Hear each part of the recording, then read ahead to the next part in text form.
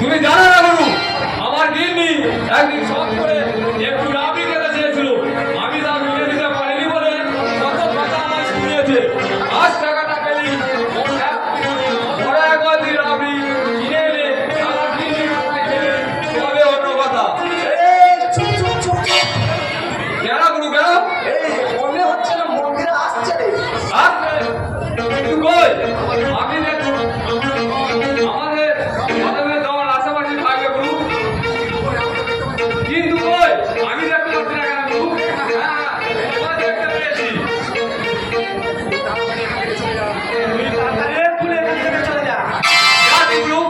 তুমি সাবিনের টাকা নিয়ে বুঝ মন্দ দাও, যদি ফল মানে ভালো, নাহলে আমরা চাপটে ধরে কাজ হাসিল করে দেবো।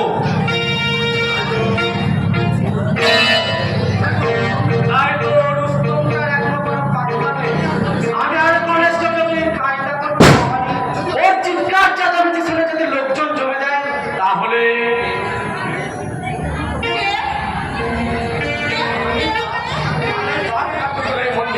আমি মানুষ, আমি তোমার জন্য এখন অপেক্ষা করছিলাম। আমার প্রস্তাবটা তুমি একবার ভেবে দেখলে না? আপনার মতো একটা জানোয়ারের এই প্রস্তাব ভাবার কোনো প্রয়োজন আমার নেই। সরে দাঁড়ান।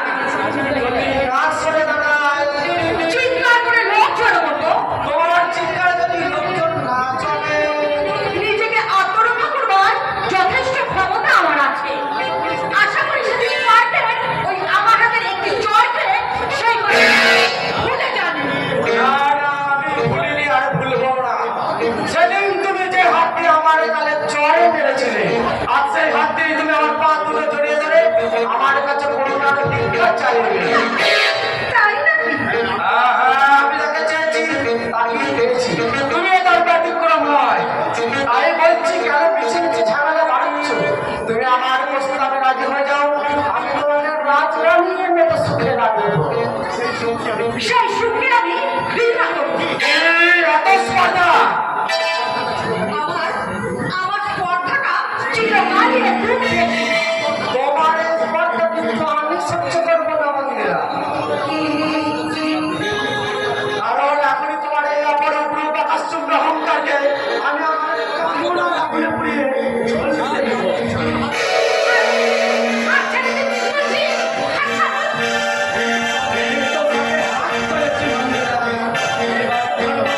সুন্দর দেখি তার আগে তোমার মতো এই কামান্ত কুকুরকে আমি আমরা হাত ভেবেছি তোমার হাতে পরিত্রাণ পাবি, তবে না ওর টাকা শেষ, এবার আমার টাকা পালা। আপনার মতো ভদ্র ব্যক্তি জানোয়ারের জম তুমি আমাকে বাঁচাও সনিকা। নিশ্চয় পাঠাবো। আচ্ছা বৌদি তো না না, মন্দিরা তো তোমার সঙ্গে যাবে না, ওকে আমি নিয়ে যাবো। কেন? সে কৈফিয়ত আমি তোমাকে দেবো না। হবে কিছু বাবু দিতে হবে। আর খেয়াল রাখবেন, আপনাদের জামানা বদলে গেছে।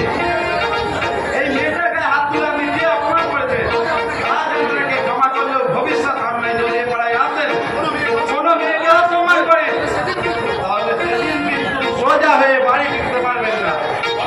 বটে এত সাহস, তার আগে তো মুখে ধরতে আমি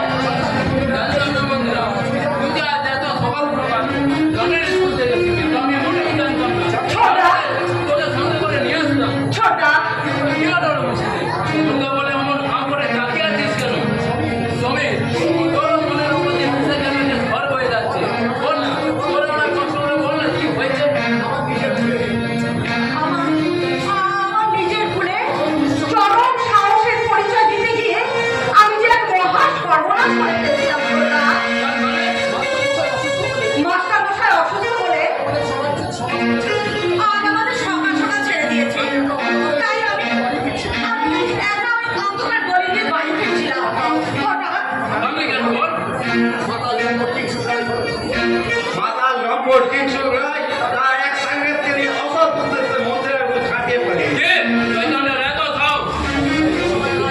এই সময়টা যদি ঠিক সময় এসে না থাকতো তাহলে যে আমার ভাগ্যে আজ কি ছিল তা এখন তো ঈশ্বরই জানে ছোটা। লম্পট কিংসুক রায়ের অত্যাচারের সীমা আকাশ ছাড়িয়ে যাচ্ছে। ওরা বড় লোক বলে যা খুশি তাই করে নেবে, আর আমরা তা নীরবে সহ্য করে নেবো। না না, আজ এর একটা ডিল করতে হবে। মাথা গরম করিস না খোকা।